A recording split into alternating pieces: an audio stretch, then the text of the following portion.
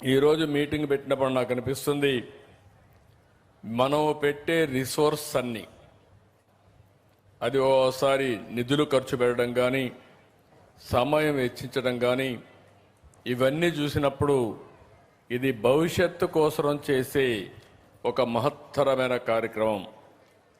ఇప్పుడే మీ మినిస్టర్ గారిని చూశారు.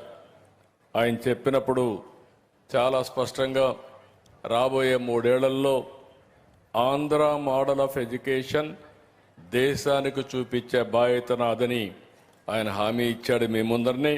ఆ విషయం మళ్ళా ఒకసారి నేను కన్ఫర్మ్ చేస్తాను.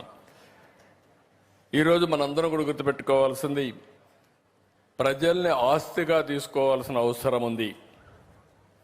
ప్రపంచంలో అన్ని దేశాల్లో జనాభా తగ్గిపోయే పరిస్థితి, ఏజింగ్ ప్రాబ్లం పెరిగే పరిస్థితి వచ్చినప్పుడు భవిష్యత్తులో పిల్లలు ఎక్కువ ఉండే దేశం, అదే మరి యంగ్ ఎనర్జెటిక్గా పనిచేసే దేశం భారతదేశం అవుతుంది.